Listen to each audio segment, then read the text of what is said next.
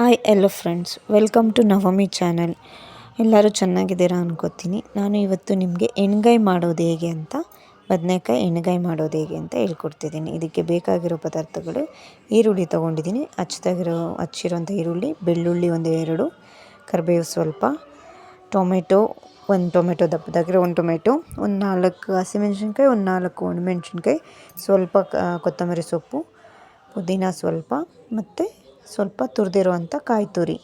ಇದರಲ್ಲಿ ನಾನು ಇಷ್ಟು ತೊಗೊಂಡು, ಶುಂಠಿ ಸ್ವಲ್ಪ ಒಂದಿಷ್ಟು ಶುಂಠಿ, ಮತ್ತು ಕಸೂರಿ ಮೇಥಿ, ಮೆಣಸು, ಚಕ್ಕೆ, ಲವಂಗ, ಮೊಗ್ಗು, ಮರಾಠಿ ಮೊಗ್ಗು ಇಷ್ಟನ್ನು ತೊಗೊಂಡಿದ್ದೀನಿ. ಮತ್ತು 1 ಸ್ಪೂನ್ ಧನಿಯಾ ಪೌಡ್ರು, ಒಂದು ಸ್ಪೂನ್ ಸ್ವಲ್ಪ ಅರಿಶಿನ, ಮತ್ತು ಇದಕ್ಕೆ ಗುಂಡು ಬದನೆಕಾಯಿ ಬೇಕು, ಚೆನ್ನಾಗಿರುವಂಥ ಗುಂಡು ಬದನೆಕಾಯನ್ನು ತೊಗೊಂಡು ಇದು ಮಾಡುವ ವಿಧಾನ ಹೇಳ್ಕೊಡ್ತೀನಿ. ಈಗ ಮಿಕ್ಸಿಗೆ ಹಚ್ಕೊಂಡಿರುವಂಥ ಒಂದು ಈರುಳ್ಳಿ, ಒಂದು ಬೆಳ್ಳುಳ್ಳಿ ಹೋಳು, ಶುಂಠಿ, ಮತ್ತು ಟೊಮೆಟೊ, ಕೊತ್ತಂಬರಿ ಸೊಪ್ಪು, ಪುದೀನ ಸೊಪ್ಪು,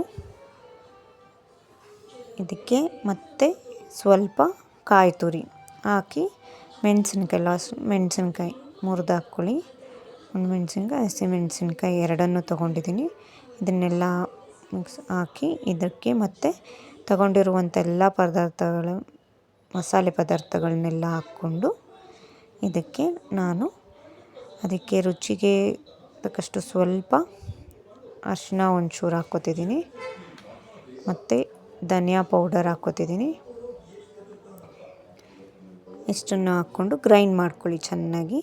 ಅದು ನುಣ್ಣಗಾಗೋ ಥರ ಗ್ರೈಂಡ್ ಮಾಡ್ಕೊಳ್ಳಿ. ಪೇಸ್ಟ್ ಮಾಡ್ಕೊಂಡಿದ್ದಾದಮೇಲೆ ಬದನೆಕಾಯಿನ 4 ಹೋಳು ಮಾಡಿಕೊಂಡು, ಅದು ಫುಲ್ ಕಟ್ ಮಾಡಬಾರ್ದು, ಸ್ವಲ್ಪ ಮೇಲೆ ಮಾತ್ರ ಕಟ್ ಮಾಡ್ಕೋಬೇಕು. ಈ ಥರ 4 ಭಾಗ ಥರ ಮಾಡಿಕೊಂಡು ಅದನ್ನು ನೀರಲ್ಲಿ ಹಾಕಿ ಚೆನ್ನಾಗಿ ತೊಳ್ಕೊಂಡು, ಅದಕ್ಕೆ ರುಬ್ಬಿರುವಂಥ ಮಸಾಲೆಯನ್ನು ಅದರೊಳಗಡೆ ಫಿಲ್ ಮಾಡ್ತಿದ್ದೀನಿ.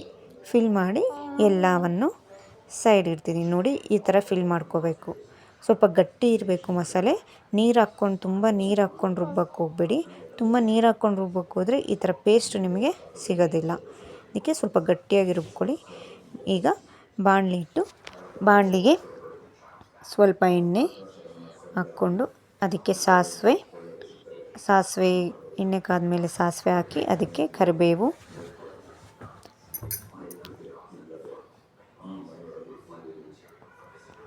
ಅದಕ್ಕೆ ಸ್ವಲ್ಪ ಜೀರಿಗೆ, ಮಸಾಲೆ ಸಾಮಾನು ಸ್ವಲ್ಪ ಹಾಕಿ, ಈರುಳ್ಳಿ ಹಾಕ್ಕೊಳ್ಳಿ. ಇನ್ನೂ ಹಚ್ಚಿಟ್ಕೊಂಡಿರುವಂಥ ಈರುಳ್ಳಿ ಹಾಕಿ, ಅದು ಸ್ವಲ್ಪ ಕೆಂಪಾದ ಮೇಲೆ ಅದಕ್ಕೆ ಟೊಮೆಟೊ ಹಾಕ್ಕೊಳ್ಳಿ.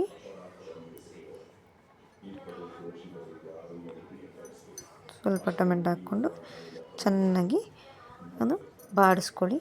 ಸ್ವಲ್ಪ ಚೆನ್ನಾಗಿ ಅದು ಸ್ವಲ್ಪ ರೋಸ್ಟ್ ಆಗಬೇಕು. ಅದಕ್ಕೆ ಇನ್ನು ಮಿಕ್ಕಿರುವಂಥ ಮಸಾಲೆಯನ್ನು ಹಾಕ್ಕೊಂಡು ಸ್ವಲ್ಪ ಕಾಯಿಸ್ಕೊಳ್ಳಿ.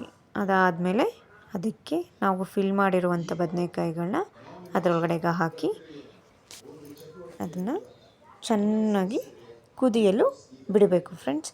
ಇದು ಹಾಕಿ, ಸೊ ಅದರಲ್ಲಿ ತೊಳಿರುವಂಥ ನೀರನ್ನು ಹಾಕಿ, ಅದಕ್ಕೆ ರುಚಿಗೆ ತಕ್ಕಷ್ಟು ಉಪ್ಪನ್ನು ಹಾಕಿ ಇದನ್ನು ಮುಚ್ಚಿಟ್ಬಿಡಿ. ನೋಡಿ ಫ್ರೆಂಡ್ಸ್, ಈಗ ಚೆನ್ನಾಗಿ ಬೆಂದಿದೆ. ಇದು ಎಣ್ಗಾಯಿ ಸಕ್ಕತ್ತಾಗಿದೆ. ನಿಜವಾಗ್ಲೂ ತುಂಬ ಟೇಸ್ಟಿಯಾಗಿ ಬಂದಿದೆ. ಇದು ನೀವು ಒಂದು ಸತಿ ಟ್ರೈ ಮಾಡಿ ನೋಡಿ, ಮತ್ತು ನನಗೆ ಕಮೆಂಟ್ ಬಾಕ್ಸಲ್ಲಿ ಹೇಗಿದೆ ಅಂತ ತಿಳಿಸ್ಕೊಡಿ. ನಿಜವಾಗ್ಲೂ ಫ್ರೆಂಡ್ಸ್,